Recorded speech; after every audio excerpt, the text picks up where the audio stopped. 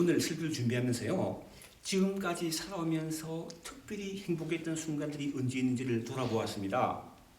몇 장면이 선명히 떠올랐는데 그 공통점이 무엇인가를 찾아보니 내가 처한 환경이 비록 힘들고 어려웠어도 인생의 분명한 목적을 가지고 땀 흘려 노력할 때가 참으로 행복했었다는 것을 깨달았습니다.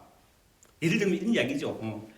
막 결혼하여 좁은 단칸방에 세를 사는 젊은 부부가 자기 집을 가질 목적으로 열심히 땀 흘려 일하는 그때가 행복한 시였다는 것이죠. 그러므로 우리 인생의 가장 크고 궁극적인 영원한 목적을 발견하고 그 영원한 목적을 위해 최선을 다하며 열심히 땀 흘려 살아가면 누구든지 참으로 행복한 삶을 살겠다는 기도를 내리게 되었습니다. 동의하시죠? 그렇죠? 그렇다면 예수 믿고 하나님을 섬기는 우리가 반드시 가져야 할 궁극적이고 천적인 목적이 무엇인가라는 질문을 하게 되는데, 이에 대하여 기독교 교리를 문답 형식으로 잘 정리한 요리 문답에서 그 답을 발견하게 됩니다.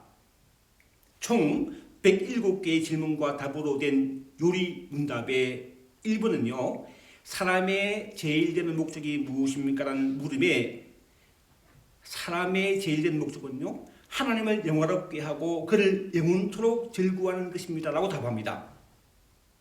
그리고 2번에서 우리가 어떻게 하나님을 영화롭게 하며 그를 즐거워할 것인가를 지시해주는 법칙이 무엇입니까? 라고 묻는 질문에 구약과 그리고 신약성경에 간직된 말씀은 우리가 어떻게 하나님을 영화롭게 하며 그를 즐거워할 것인가를 우리에게 지시하는 유일한 법칙, 디모데후서 3장 15절 17절을요 참고 구절로 제시하고 있습니다.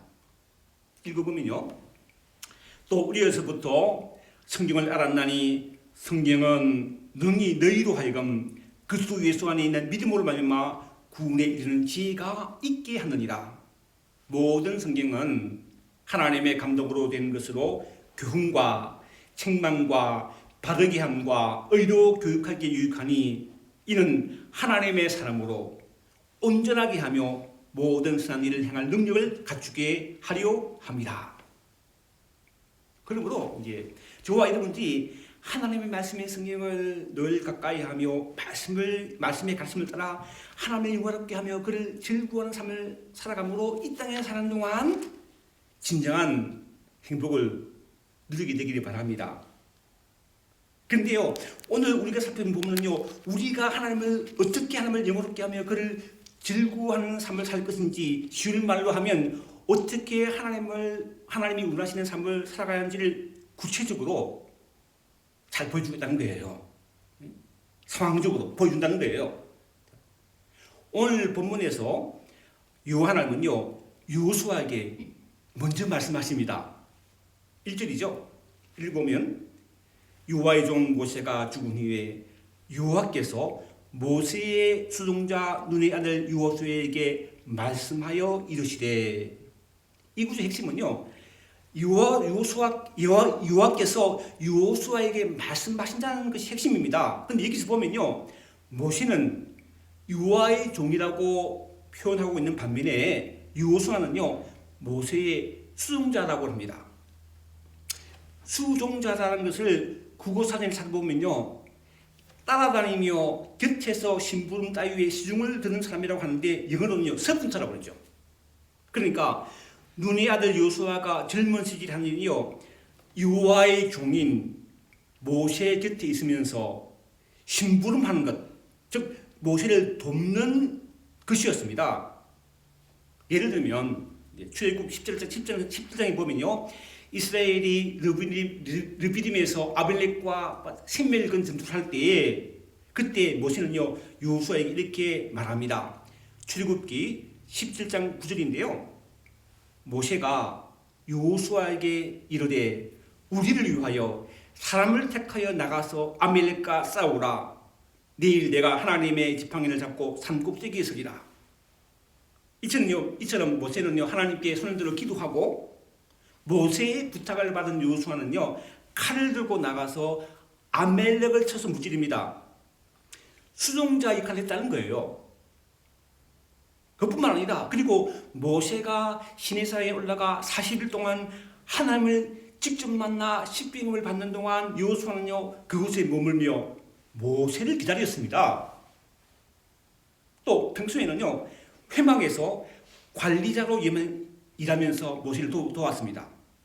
출애굽기 33장 11절 말씀 보시면 사람이 자기의 친구와 이야기함과 같이 여호와께서는 모세와 대면하여 말씀하시며 모세는 진으로 돌아오나 눈의 아들 젊은 수종자 여호수아는 회막을 떠나지 아니하니라. 모세는 하나님과 대화했고요. 여호수아는 회막에 기다렸다는 거예요. 사람은요 자신이 무엇인가 믿는 구석에 있으면요 다른 사람의 충고나 궁규에 그렇죠? 우리 신앙생활도 마찬가지입니다. 우리가 믿고 의지하는 무엇이나 혹은 어떤 사람이 있으면요 우리는 하나님 앞에 나아가지 않고 나아가더라도 하나님 앞에 매달리지 않습니다. 왜냐하면 내가 믿고 의지하는 그 무엇이 혹은 어떤 사람이 나를 도와주고 내 말을 들어준다고 여기기 때문입니다. 모세의 수종자로 살았던 여호수아도 그랬다는 거예요. 그런데 가나안이 바로 눈앞에 바라보이는 모압 평지에서 여호와의 종 모세가 하나님의 부르심을 받고 죽자 사정이 달라졌습니다. 하나님의 절대적인 군의를 가진 자로 무려 40년간 수많은 이스라엘 백성들을 말씀하는 이스라엘 백성들이요 순종주고 이끌던 모세가 자신과 함께하지 않는다는 것을 한 번도 생각하지 못한 여호수아는요 한마디로 두려움에 빠질 수밖에 없는 상황이었어요. 이러한 여호수아의 마음을 잘 아시는 하나님께서 모세와 하여금 모세가 자기 죽기 전에 여호수아를 후계자로 세우는 일을 하게 하셨습니다. 오늘 성경 앞에 보면요 신명기 34장 9절 말씀 보시면 모세가 눈의 아들 여호수아에게 안수하였으므로 그에게 지혜의 영이 충만하니 이스라엘 자손이 여호와께서 모세에게 명하신 대로 여호수아의 말을 순종하였더라. 모세가 안수함으로 지혜의 영이 충만해진 여호수아의 말을 백성들이 순종했다고 신명기는 기록하고 있지만 이것은요 사실은요 한참의 세월이 지난 후에 결론적으로 한 얘기예요. 예를 들어 보겠습니다. 우리가 직장 생활할 때 내 전임자가 뭐 좀 일을 게으르거나 무능해서요 일을 좀 잘 처리하지 못하면요 후임자가 일하기 쉬운 면이 있습니다. 그런 면이 있어요. 왜? 내가 조금만 잘하면 훨씬 잘 나가거든요. 조금만 잘못된 거 고치면요 잘하면 든다는 거예요. 그런데 반면에 전임자가 일을 완벽하고 철저하게 넣으면요 부담스럽습니다. 부담스러워요. 나의 경험이 부족한 것들이 혹시 내가 실수한 것들이 금방 표시가 나기 때문입니다. 여호수아에게 그런 부담이 있었다는 거예요. 하나님이 귀한 종이었다는 잘한 종이었다는 거예요. 그러한 부담으로 두려워하는 여호수아에게 모세가 살아 있을 때와는 달리 하나님께서 여호수아에게 직접 말씀하십니다. 이전 말씀이죠. 이전 말씀 보면요. 내 종 모세가 죽었으니 이제 너는 이 모든 백성과 더불어 일어나 이 요단을 건너 내가 그를 곧 이스라엘 자손에게 주는 땅으로 가라. 세상 사람들은요, 믿지 않는 사람들은요, 내가 믿고 의지하는 것이 사라지면요, 그것으로 모든 것이 끝났다고 생각합니다. 그렇죠? 맞죠, 이제. 그러나 여러분, 믿는 사람은 저는 잘합니다. 내가 믿고 의지하는 것이 사라지고 모든 것이 끝났다고 생각할 그때 하나님이 비로소 일하기 시작하신다는 거예요. 그게 불필요해요. 모세도 그랬습니다. 그가 태어났을 때에 요셉을 알지 못하는 애굽 왕이 히브리 여인이 난 모든 아이를 다 죽이라고 명령했으므로 모세의 부모는요 눈물을 머금고 갈대 상자에 아기 모세를 담아 날려가는 띄웁니다. 이처럼 어린 아기 모세가 죽을 운명에 처하지만 바로의 딸이 갈대 상자에 담긴 어린 모세를 양자로 삼게 되고 어린 모세는요 유모로 들어간 친부의 품에서 엄마의 품에서 자랍니다. 위기가 기회가 된 것이죠. 여러분 비단 이때뿐만이 아닙니다. 예? 모세가 장성한 후에 자기 동족 히브리 형제들의 싸움에 간해했다가 바로 왕의 미움을 받게 되고 결국은 애굽 왕궁에서 도망하여 그의 장인 미디안 제사장 이드루의 양떼를 치는 목자 시장이 됩니다. 이제 자신의 인생의 모든 것이 끝났다고 여는 바로 그때에 왕자와 목사는 다르죠. 그때 하나님은 놀랍게도 호렙산의 들기나무 가운데 불로 나타내셔서 그를 만나주시고 애굽에서 종조를 하는 자기 동족 이스라엘 백성들을 구원할 사명자로 부르셨습니다. 출애굽기 3장 9절로 10절 말씀입니다. 제가 읽어보겠습니다. 이제 가라. 목자 되었을 때 이제 가라. 그죠? 이스라엘 자손의 부르짐이 내게 달하고 애굽 사람이 그들을 괴롭히는 학대도 내가 보았으니 이제 목자가 되었을 때 끝났다고 생각할 때 내가 너를 바로에게 보내어 네게 내 백성 이스라엘 자손을 애굽에서 인도하여 내게 하리라. 여러분 내 인생 끝났다고 내 인생이 너무 힘들다고 생각하며 절망하십니까? 낙심하십니까? 그러나 바로 그때가 하나님이 친히 일하신 때임을 믿으시기 바랍니다. 모든 사람이 존경하고 따르는 유아종 모세가 죽자 여호수아는 눈앞이 캄캄했습니다. 그러나 바로 그때 여호와 하나님께서 직접 나타나셔서 그에게 일어나 백성을 일구고 약속의 땅으로 가라고 말씀하신 것입니다. 이처럼 우리는 지금 힘든 상황에 있죠. 코로나 바이러스 모든 사람 힘든 상황에 있습니다. 우리에게 어떻게 한다고요? 직접 말씀하신다는 거예요. 하나님은 우리에게 일어나 그 땅으로 가라며 우리에게 주신 사명을 감당하게 하시는 줄로 믿습니다. 그렇다고 우리에게 주신 사명이 아주 낯선 전혀 새로운 것이 아닙니다. 이미 우리에게 주신 거예요. 하나님께서요. 주셨습니다. 예? 하나님은 우리들에게 가정을 섬기는 사명을 주셨어요. 그렇죠? 남편과 아내를 주셨고 귀한 자녀를 낳은 가족을 주셨습니다. 우리는 가족이 일어나서 서로 사랑하고 섬기며 믿음으로 하나님의 가정을 세워나가는 사명을 받은 자라는 거예요. 그리고 우리들에게 에반신 하는 교회를 주셨어요. 우리 모두가 하나님 교회의 식구가 되어서 함께 하나님을 예배하며 서로를 사랑하고 섬기는 사명을 주셨다는 거예요. 또한 우리 이웃을 섬기며 더 나아가 우리에게 붙여주신, 우리 다 하는 게 아닙니다. 우리 붙여주신 성사를 기도와 물질로 돕는 사명을 주셨다는 거예요. 이것은요 지금의 우리에게만 주어진 것이 아니라 이전부터 하나님 그렇게 이루셨다는 거예요. 이전부터. 물론 요수아도 그래 하였습니다. 오늘 본문 3절과 4절 말씀이죠. 읽어보면요, 내가 모세에게 말한 바와 같이 너희의 발바닥으로 밟는 곳은 모두 내가 너희에게 주었노니 곧 광야와 이 레바논에서부터 큰 강 유브라데 강까지 해쪽 속에 온 땅과 해지는 쪽 대까지 너희 영토가 되리라.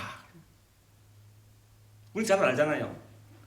창세기 12장에 보면 하나님은 아버지 내가 지시할 땅으로 가라 하시면서 내가 너로 큰 민족을 이루고 네게 복을 주어 내 이름을 창대케 하리니 너는 복의 군인이 될지라 하시면서 내가 여호와 하나님께서 이 땅, 이 가나안 땅을 내 자손에게 주리라 언약하십니다.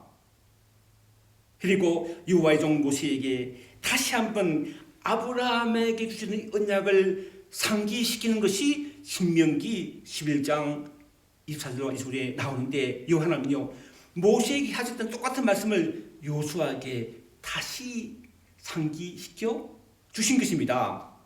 그리고 신명기 11장에서 모세에게 똑같은 말씀으로 여호수아에게요 강하고 담대하게 나아갈 것을 말씀하신다는 거예요. 5절 6절 말씀이죠. 읽어보면 네 평생에 너를 대적할 자가 없으리니 내가 모세와 함께 있었던 것 같이 너와 함께 있을 것입니다. 내가 너를 떠나지 아니하며 버리지 아니하며 아니하리니 강하고 담대하라. 너는 내가 그들의 조상의 맹세하여 그들에게 주리한 땅을 이 백성에게 차지하게 하리라. 여러분 모세가요 이스라엘 백성들을 이끌고 하나님께 약속하신 땅인 가나안으로 나아가는 것은 결코 쉬운 일이 아니었습니다. 마실 물과 먹을 것을 얻기 힘든 거칠고 메마른 광야를 지난 어려움과 백성들의 불평과 이방 족속 블레셋 위협을 함께 하신 하나님의 도우심으로 모세가 이겨냈던 것처럼 여호수아에게도 여호와 하나님께서 함께 하실 것이니 오직 강하고 담대하라고 말씀하십니다. 사랑하는 성도 여러분, 우리도 마찬가지죠. 하나님께서 허락하신 천국, 이 땅에서 우리를 위한 가나안을 향하여 나가는 것은요 결코 쉽지 않습니다. 그러나 우리들에게 이사야 선지자를 통해 이렇게 약속하시죠.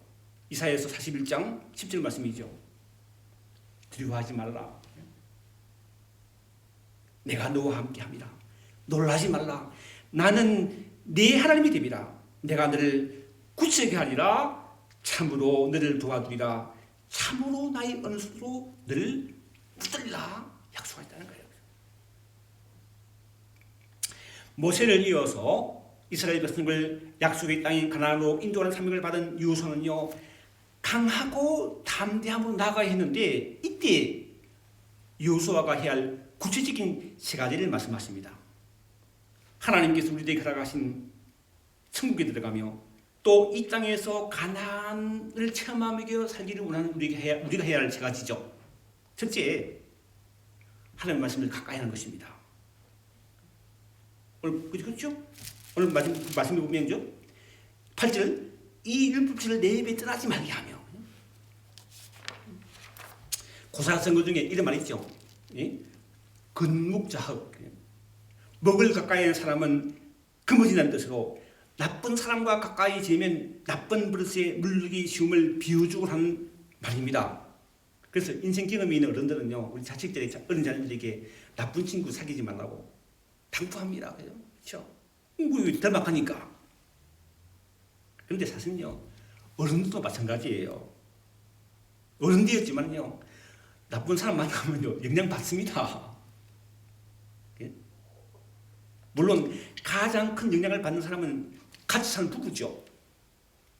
전혀 다른 남녀가 만나 늘 같이 살면서 자신도 모르게 말이나 행동뿐만 아니라 생각하는 사고방식이 닮아가고 얼굴도 닮아가요. 쳐다보는 사람이 얼굴도 닮아가요. 나이 들으면 그렇죠?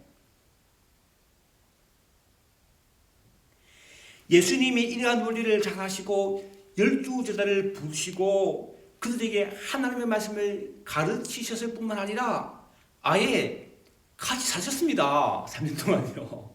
예? 이유는 자신을 닮은 제자로 만드시기 위해서였습니다. 이러한 신앙적인 윤리가 우리들에게도 그대로 죽는다는 거예요. 우리가 주님과 가까이 하면 주님을 닮아가는데 주님을 가까이 하는 방법은요 곧 말씀을 가까이 하는 것입니다. 말씀이 곧 하나님이시며 말씀이 곧 주님이시기 때문입니다. 그러므로 사랑하는 성도 여러분, 하나님의 말씀을 늘 가까이 함으로 주님을 닮아가며 천국길을 걸어가고 이 땅에서 가나안 땅을 체험하는 저와 여러분 되시기를 주님의 이름으로 축원합니다. 둘째요, 하나님의 말씀을 묵상하는 것입니다. 8절 중반절 말씀이죠. 주야로 그것을 말씀이죠. 그 말씀을 묵상하여.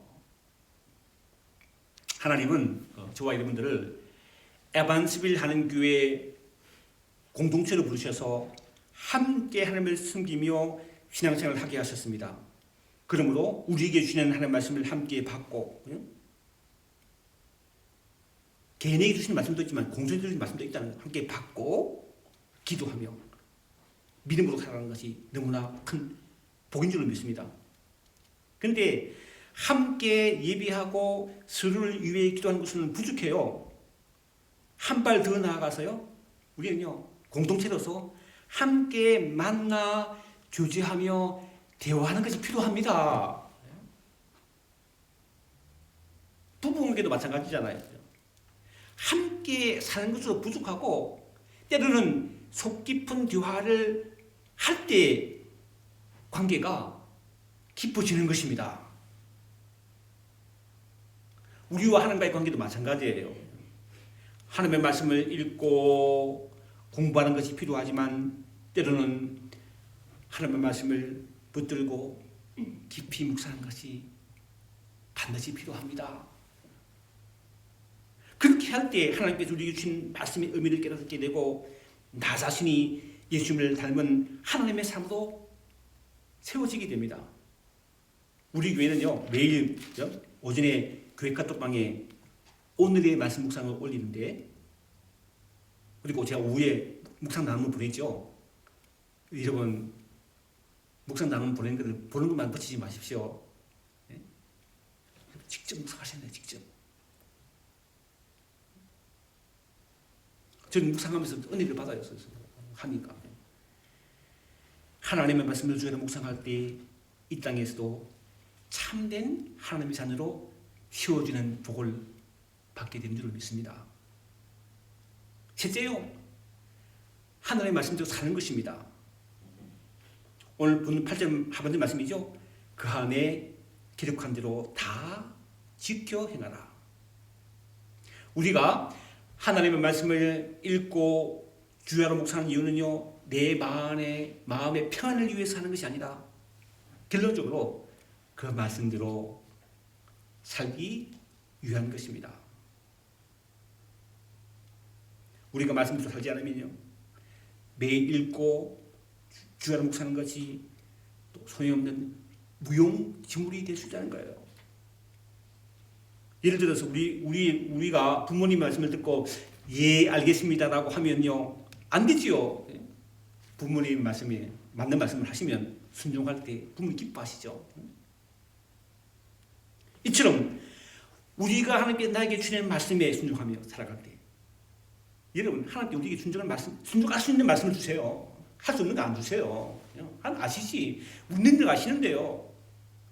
우리가 순종할 수 있는 말씀을 주실 때에 아멘으로 순종하며 살아갈 때 하나님 우리를 크게 기뻐하시고 하나님께서 친히 우리 인생길을 평탄하게 하실 것이며 형통하게 하시며 우리는 이 땅에서도 천국을 체험하며 살게 되는 줄로 믿습니다. 지금 우리는요 환난 중에 있습니다. 코로나 바이러스는 환난 중에 있습니다. 그냥 위기는 뭐라고요? 주의라는 거예요.